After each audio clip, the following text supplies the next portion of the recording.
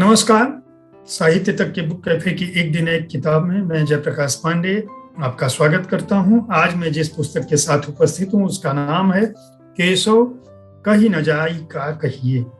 संजीव बख्शी की यह पुस्तक है। संजीव बख्शी बड़े प्रशासनिक अफसर रहे हैं। उन्होंने नायब तहसीलदार से अपनी प्रशासनिक सेवा शुरू की और संयुक्त सचिव तक के पद पर पहुंचे।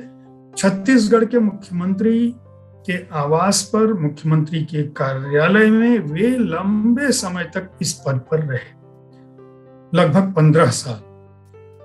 नायब तहसीलदार से शुरू करके 4 दशकों की लगभग उनकी प्रशासनिक जीवन यात्रा के दौरान उन्होंने जो कुछ भी समझा, जो कुछ बुझा, जिस माहौल से गुजरे, जिन लोगों के बीच काम किया, उस समय का जो परिवेश था, जो परिस्थितियां थी, जो गांव था, जो जंगल थे, जो लोग थे, जो आदिवासी थे, जो आईएएस अफसर थे, जो नेता थे, राजनीतिज्ञ थे और जो साहित्यकार थे, यहाँ तक कि धर्मगुरुओं की भी चर्चा उन्होंने इस पुस्तक में की है। संजीव बख्शी की किस्सागोई अनूठी है। वे बात जिस अंदाज में मैं बात कर रहा हूँ उस अंदाज में अपनी बातें रखते हैं। हालांकि उन्होंने गणित से एमएससी की डिग्री ली और फॉर्म भरने का भी पैसा नहीं था उस समय में। उन्होंने फॉर्म लिया, फॉर्म भरा और परीक्षा दी। उस दौरान परीक्षा देते समय कुछ पैसे ज्यादा देने पर आप किसी और परीक्षा में शामिल हो सकते हैं, कुछ कम पैसे के चलते किसी और परीक्षा में शामिल हो सकते हैं। इस तरह की भी व्यवस्था उस दौरान प्रशासनिक आयोग में रही होगी और कम पैसे के चलते उन्होंने जो प्रतियोगी परीक्षा दी उसके चलते वो नायब तहसीलदार के रूप में उनका चयन हुआ। बाद में वे बड़े प्रशासनिक अधिकारियों के साथ रहे और अपनी कर्तव्य निष्ठा और ईमानदारी के चलते एक बहुत बड़े पद पर न केवल पहुंचे बल्कि लंबे समय तक उस पद पर बने रहे। उन्होंने शुरुआत भी इस पुस्तक की यहीं से की है। साला मैं तो साहब बन गया। इसमें उन्होंने बताया है कि किस तरह दोस्तों से पैसा लेकर उन्होंने जो है फॉर्म भरा और प्रतियोगी परीक्षा में उनका चयन हुआ। उसके बाद इस पुस्तक में धीरे धीरे कांकेर की घटनाएं, कांकेर बाजार में कैसे गए, वहां का माहौल कैसा लगा, पहली बार घर से बाहर जाने में उनके साथ कौन से लोग रहे, फिर लगातार स्थानांतरण के दौर में उनके परिवार ने किस तरह उनका साथ दिया। वहां पे जो अफसर मिले, बाबू से लेकर चपरासी से लेकर चौकीदार से लेकर उनके वरिष्ठ अफसर जिनके अंदर तहत उन्होंने काम किया, उनका भी जिक्र किया है उन्होंने। इसके अलावा जहां कहीं होता गड़िया साथ साथ होती।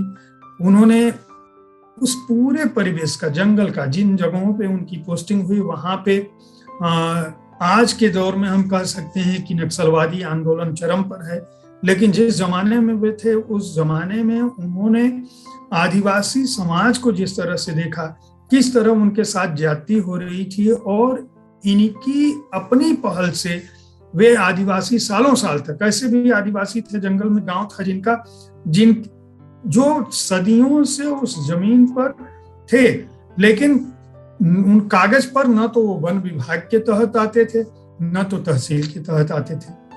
तो बख्शी ने बहुत सारी घटनाओं का, ऐसे मार्मिक प्रसंगों का, आख्यान का जिक्र किया है।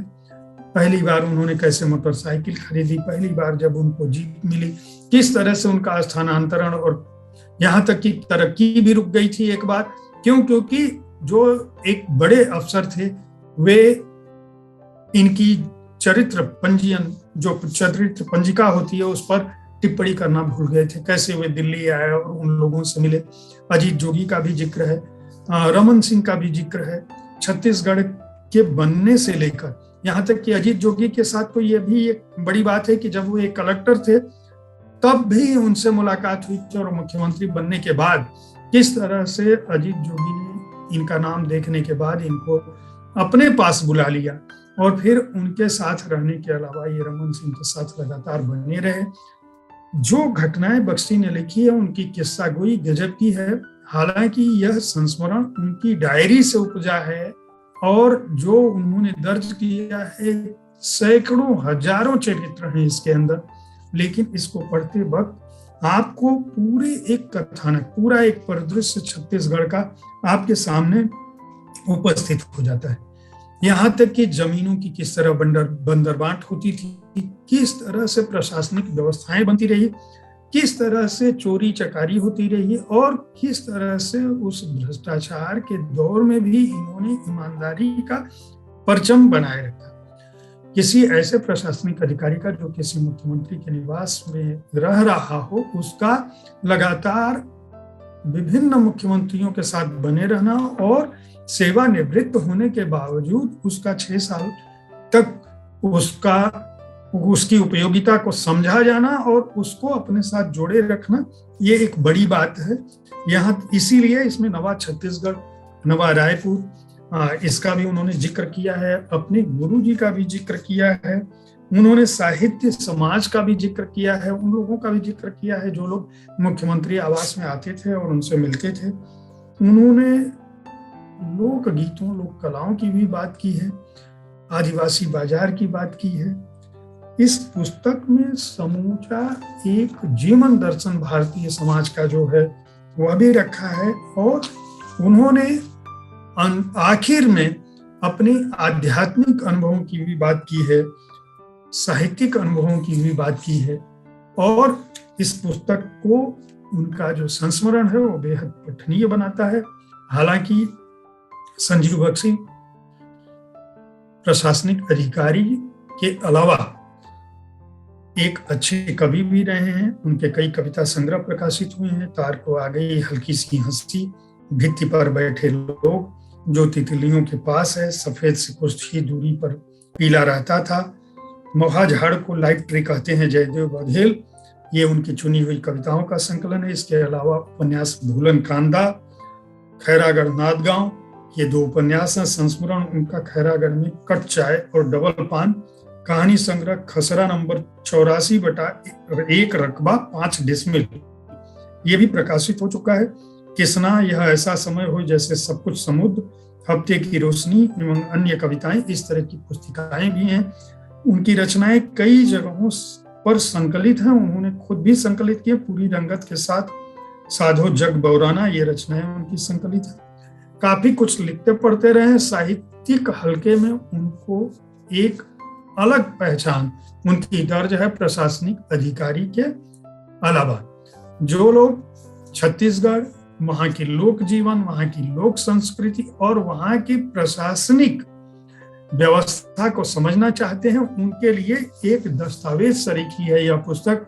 केशव कही न जाई का कहिए, इस पुस्तक को खरीदा जा सकता है। इस पुस्तक के प्रकाशक हैं अंतिका प्रकाशन, हार्ड बाउंड संस्करण है और 208 पृष्ठों का मूल्य है 490 रुपए। उम्मीद है साहित्य तक का यह एपिसोड आपको पसंद आया होगा। इस कार्यक्रम में आप किस तरह की पुस्तकों की चर्चा चाहते हैं, इनके बारे में अपनी राय से हमें जरूर अवगत कराएं। हमारी कोशिश होती है कि इस कार्यक्रम में विभिन्न विधाओं की पुस्तकों के साथ आपके पास पहुंचे, ताकि आपको अच्छी पुस्तकों के चयन में आसानी हो। तब तक साहित्य तक देखते रहें। कल मैं ठीक इसी समय ऐसे ही किसी एक पुस्तक के साथ आपके पास फिर उपस्थित हूँ। धन्यवाद।